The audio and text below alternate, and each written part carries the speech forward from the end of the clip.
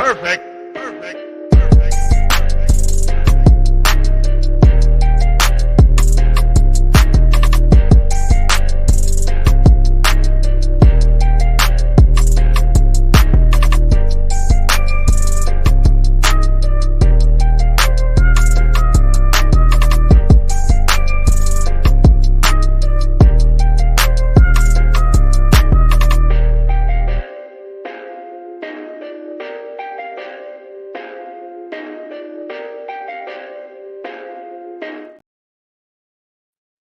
All right, everybody, what's going on? And welcome to another edition of SWAC Talk. I'm your tour guide around the SWAC Seawells, and you know this is the show where we cover the SWAC inside and out. Happy Hump Day to you, and we are gonna continue our 2023 season recaps. We're talking FAMU Rattlers today. We're gonna continue this till we get to the end. All 12 teams will be covered at some point. I'm kind of spacing them out because there's a lot of other things going on. Like I said, we're in the midst of basketball now. SWAC players started, so we're going to be talking about that a lot. Legacy Bowl coming up, signing day coming up, coaching search is still going on. You know, any other thing happening. So we're spreading these out. Gonna probably end up spreading them throughout, probably up until spring practice started, maybe even a little bit after that. Who knows? But we'll see. We'll get there when we get there. But if you want to find out when your team's recap is dropping, hit those socials, especially the Twitter, Swag Talk 76. Talking basketball there. I have my post game reactions there. I have day after reactions, all kind of other stuff going on there. So definitely hit that up. Check out Facebook and Instagram, both for Swag Talk. You want to make a suggestion or anything like that, hit the email swagtalk76@gmail.com.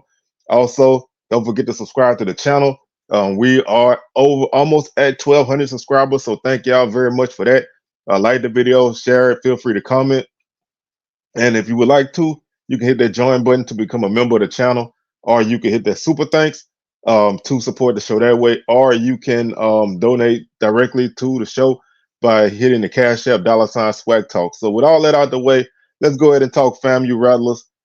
Everybody knows that coming into this season, it was Celebration Bowl or bust for the Rattlers. They were coming off of two 7-1 conference seasons in back-to-back years.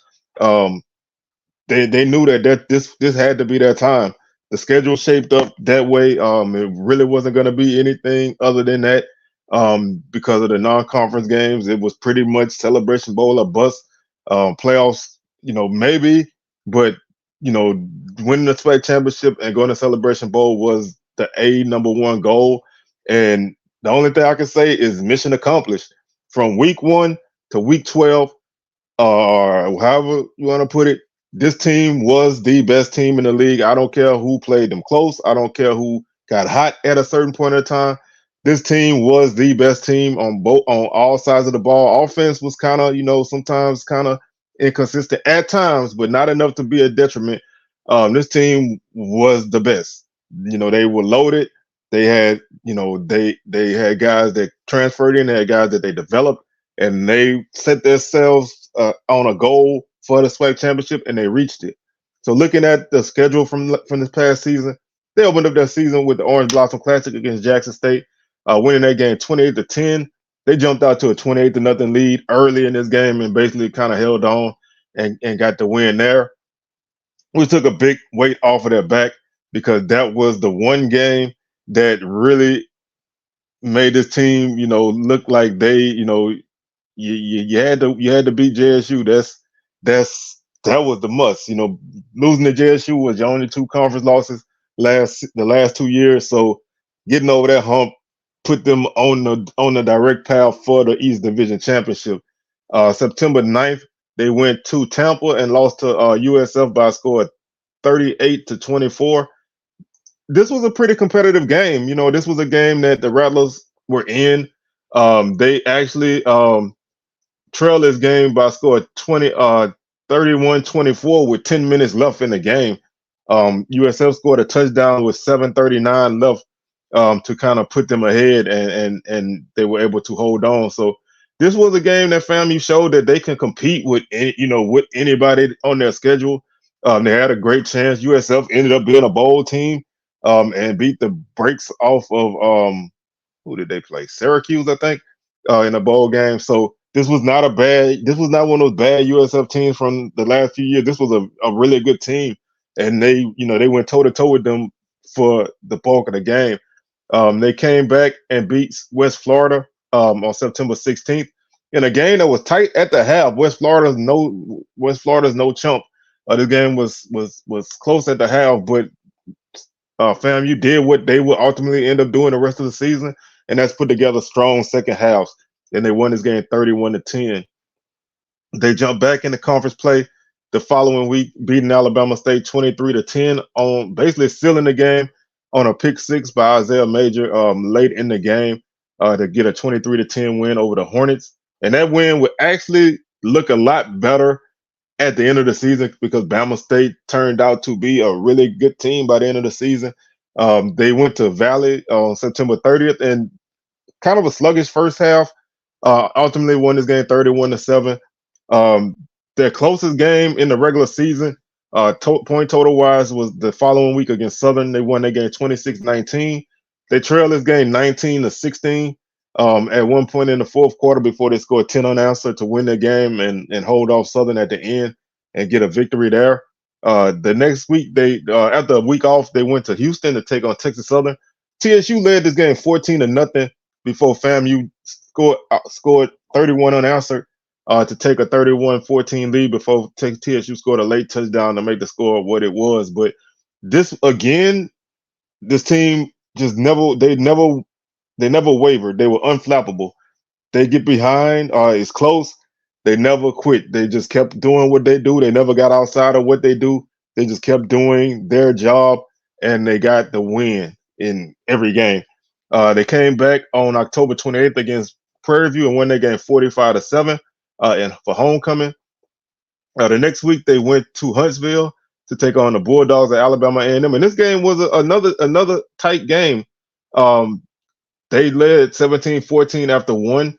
At the half, the score was actually 24-21, but this was a game that they trailed 21-17 for a little while. And A&M was kind of back and forth in this game with them. And ultimately they would outscore the Bulldogs in the second half 18-7 to get the victory. Again, another kind of close matchup, but they were able to withstand any turmoil that they went through, and they got the victory there. They came back against Lincoln, and basically by that point they had wrapped up the East Division. So they kind of rested a few guys and won this game against Lincoln 28-0. And they closed out the regular season in the Florida Classic against Bethune-Cookman, winning that game 24-7. Then they would have a rematch against Prairie View in the SWAC Championship game in a rainy, weather-delayed game. They won that game 35-14. They jumped out to a 21-0 lead before Prairie View scored a couple touchdowns, and then they put the game away. And then they won the Celebration Bowl against Howard 30-26. They trailed this game 14-0 after the first 5 or 6 minutes of the game. Howard was able to score on 2 short fields. After that, the defense locked Howard up, and they didn't really give up very many points other than a field goal and a field goal, a safety, and a pick six to Howard. That's the rest of the points for the Bison. You caught fire in the second half. Kelvin Dean, two big pass play touchdowns, and the Rattlers were able to win the Celebration Bowl, giving the SWAC their second Celebration Bowl win ever. So looking at how this team fared in 2022, and we're going to compare that to 2023 to see if they kind of made any, it's good to kind of see how teams either they improved or they didn't. But this team basically got better. I mean, there's no real way to put it other than they got a lot better from 2022 to 2023. They finished the season at 12-1 in 2023, not 8-0 in conference. I predicted this team to go 9-2 and 7-1, so they exceeded all expectations. They were 5th in scoring offense in 2022 with 25.5 points per game. They were 4th in scoring defense at 22.9 points per game. They finished sixth in total offense at 353 yards per game. They were fourth in total defense at 317 yards per game. They were 12th in rushing offense at 94.9 yards per game. They were fourth in rushing defense at 127.2 yards per game. Second in passing offense at 258.2 yards per game. And then they were fifth in passing defense at 190.5 yards per game. Sacks against, they were first with 21 sacks by their defense. They were fourth with 35. They were seventh in interceptions with 10. They were second and fourth down, excuse me, they were second and third down conversion rate at 41.3%.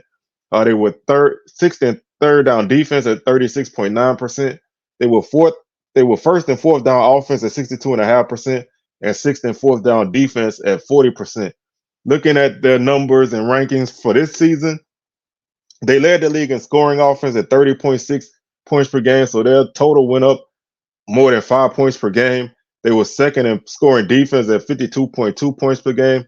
They chopped off about 7 points off of that total from last season to this season. And if it wasn't for Bama State's defense, they would have had the top scoring defense in the league. They were fourth in total offense at 374 yards per game.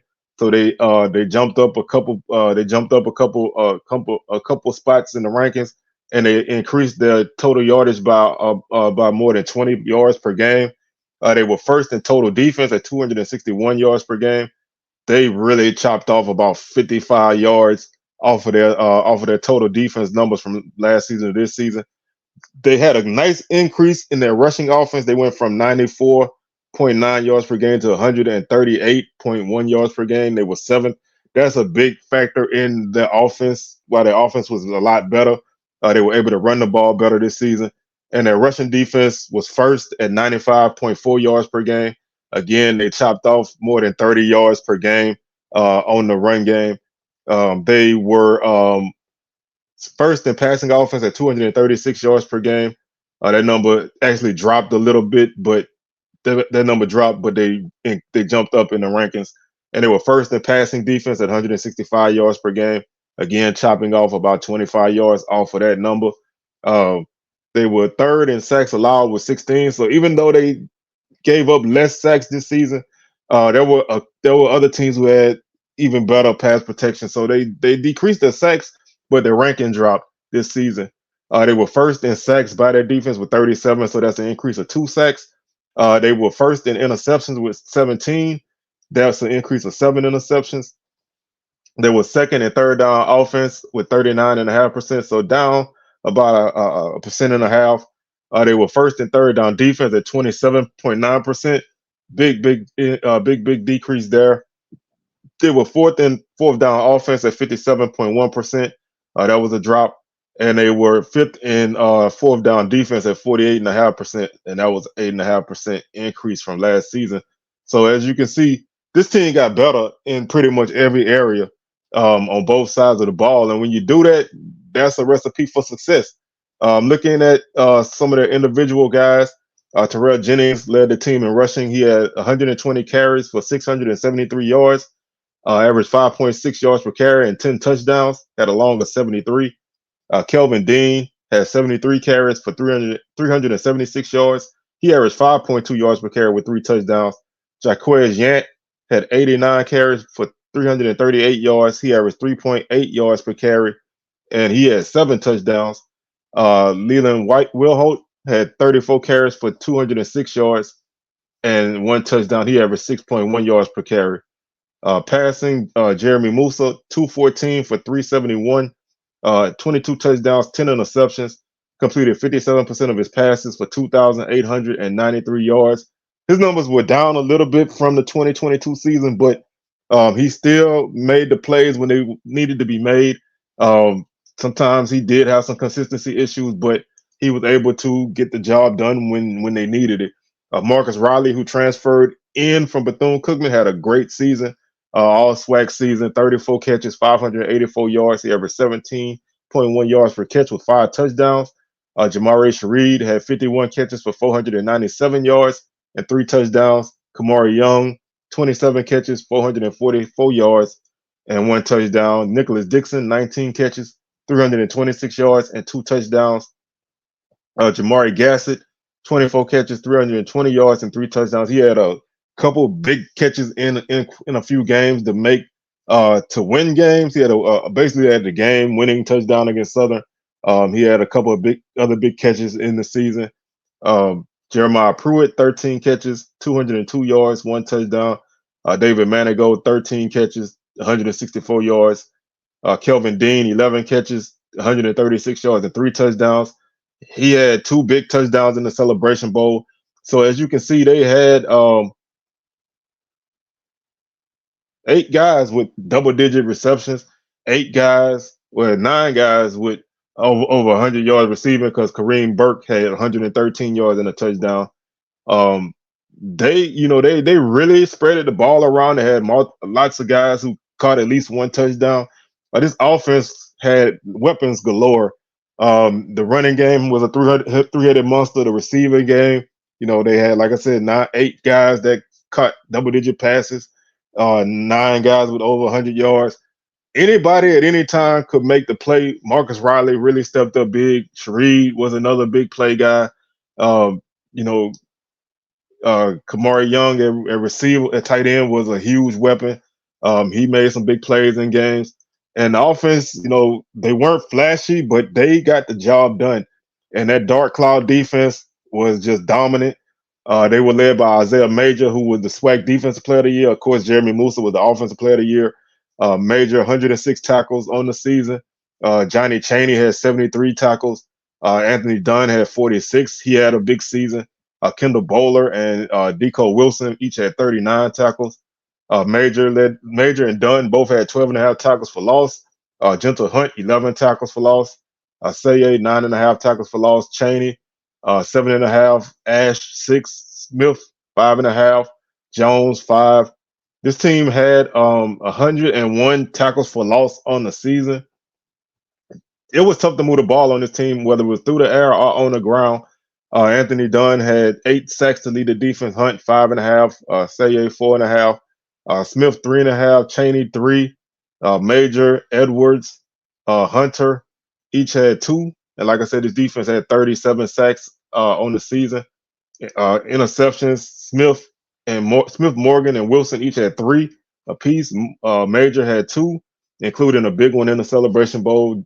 Jenkins, Ash, Bowler, King, Glaze, and Griffey each had 1 interception apiece. Bowler had 14 pass breakups. Smith, 8. Dunn, 8 quarterback hurries. Major, 5. Dre Jones, 5.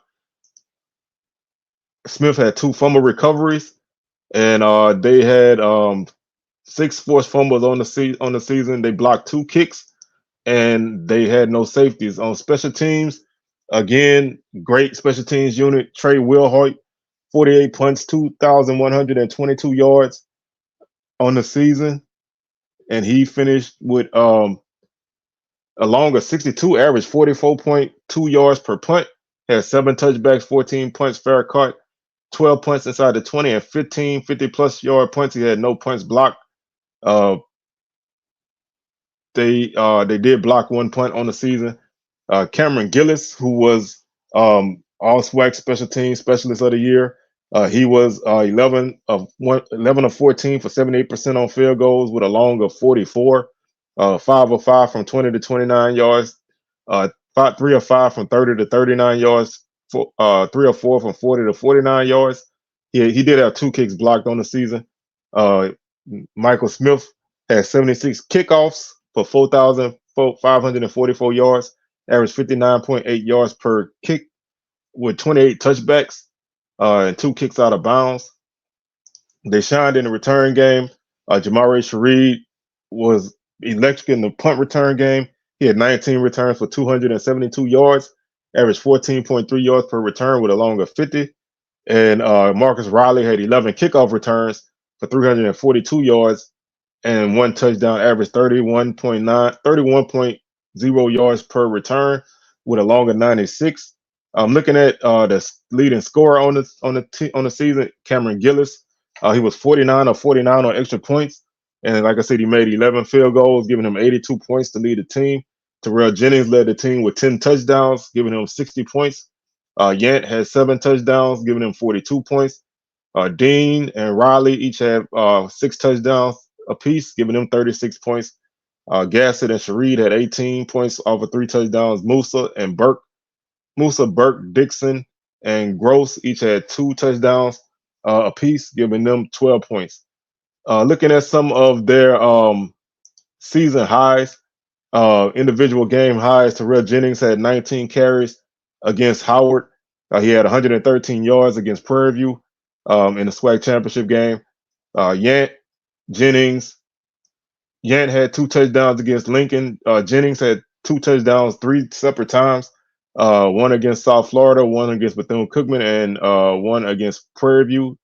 Uh, the longest rush on the season was 73 yards by Jennings against West Florida. Musa attempted 53 passes against Southern. He completed 31 in that game. Both were season highs. 374 yards was the season high against South Florida, and he threw 3 touchdown passes in 3 different games against West Florida, Prairie View in the regular season, and then against Howard in the Celebration Bowl. His longest pass was 69 yards, came against Alabama A&M. Jamarius Reed had 9 receptions to lead the team in the season high. That came against Alabama State. Riley had 132 yards against Prairie View in the SWAC Championship game. Dean had 2 touchdowns against Howard in the Celebration Bowl. The longest reception was 69 yards by Pruitt against Alabama A&M. Gillis made 2 field goals against Alabama A&M. His longest field goal was 44. He did that twice against Southern and Bethune-Cookman. Will Hoyt had 6 punts, which came against Southern. He averaged 51.3 yards per punt in the SWAC Championship game. His longest punt on the season was 62 yards, came against Alabama A&M. The longest punt return was 50 by Jamarius Reed against Jackson State. The longest kickoff return was Riley for 96 yards against Jackson State. Major had 12 tackles against Alabama State. Dunn had 12 tackles against South Florida. They had 3 games with a player with 2 sacks apiece.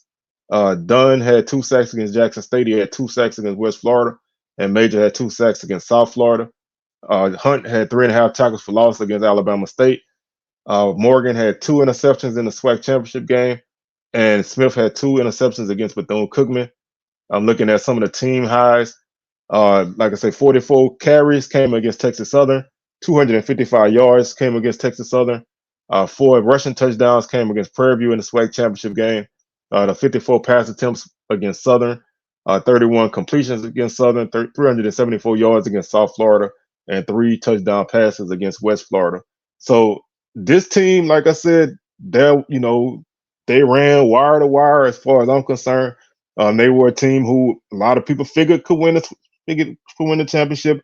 They just had to get past that first game, and when they did that, they found themselves in a good spot, and they won the SWAC Championship game, won the Celebration Bowl. Now, we'll deal with everything that happened after the Celebration Bowl when we get into the upcoming season. Of course, they lost Coach Willie Simmons, and now they're looking to bring in a new coach. So we'll see how that turns out. We'll see what goes on with the recruiting and the portal and all that stuff. We'll deal with that as it comes. This is strictly about this past season, and this season was an A+ success for the Rattlers. So no other thing needs to be said. So with that being said, I'm your tour guide around the SWAC C-Well signing out, and I'm gonna catch y'all on the rebound. Peace.